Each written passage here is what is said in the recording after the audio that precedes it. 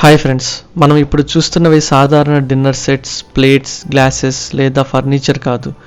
ఒకప్పుడు royal families మరియు wealthy families life స్టైల్లో భాగంగా ఉన్న ఈ బ్యూటిఫుల్ కలెక్షన్ ఇవి.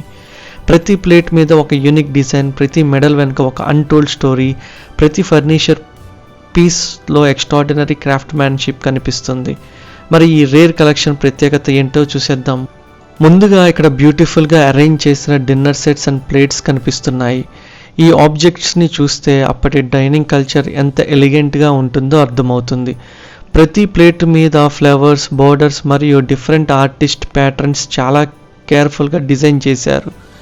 కొన్ని ఐటమ్స్ సింపుల్ అండ్ క్లాసీగా ఉంటే మరికొన్ని రాయల్ ఫినిష్తో చాలా అట్రాక్టివ్గా కనిపిస్తున్నాయి.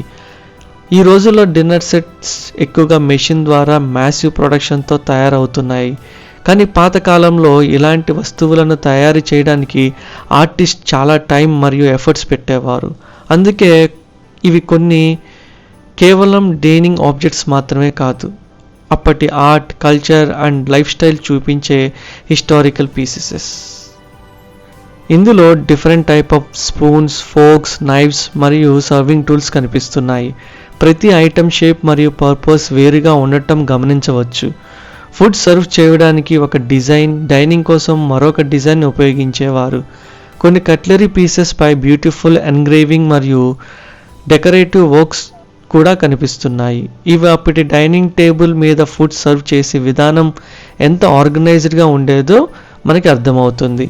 ఈ చిన్న ఆబ్జెక్ట్స్లో కూడా ఆర్టిస్ట్ ఎంత డీటెయిలింగ్ ఇవ్వడం నిజంగా ఇంప్రెసివ్.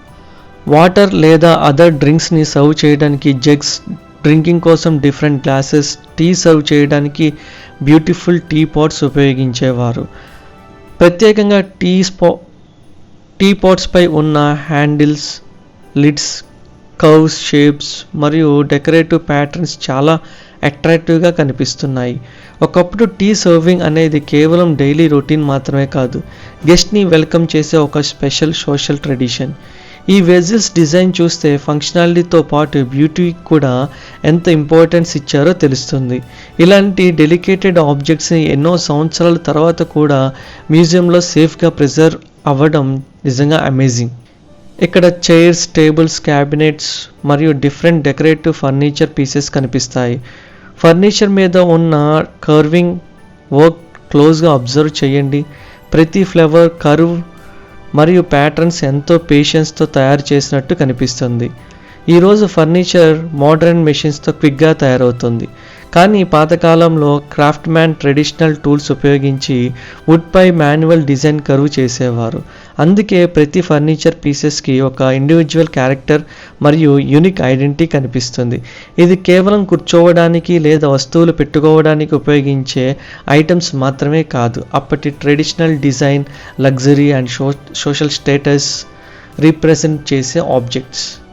మెడల్స్ చూడటానికి చిన్నగానే ఉండవచ్చు, కానీ దాని వెనుక కరేజ్, సర్వీస్, డిసిప్లైన్ మరియు సాక్రిఫైసెస్ వంటి ఎన్నో గొప్ప వాల్యూస్ ఉంటాయి. డిన్నర్ సెట్స్ నుంచి ఆర్మీ మెడల్స్ వరకు ఇక్కడ కనిపించే ప్రతి ఆబ్జెక్ట్ మనకి ఒక డిఫరెంట్ పీరియడ్కి తీసుకువెళ్తుంది. ప్లేట్స్ మరియు కట్లరీ అప్పటి డైనింగ్ కల్చర్ని చూపిస్తే, జగ్స్ మరియు టీపాట్స్ సోషల్ లైఫ్ స్టైల్ని చూపిస్తాయి. యాంటిక్ ఫర్నిచర్ క్రాఫ్ట్మ్యాన్ టాలెంట్ని చూపిస్తే, ఆర్మీ మెడల్స్ కరేజ్ మరియు సర్వీస్ని గుర్తు చేస్తాయి. మ్యూజియంలోని ఆబ్జెక్ట్స్ సైలెంట్గా కనిపించినా వాటిని కేర్ఫుల్గా అబ్జర్వ్ చేస్తే ప్రతి ఒక్కటి ఒక ఫ్యాసినేటింగ్ స్టోరీ చెప్తుంది.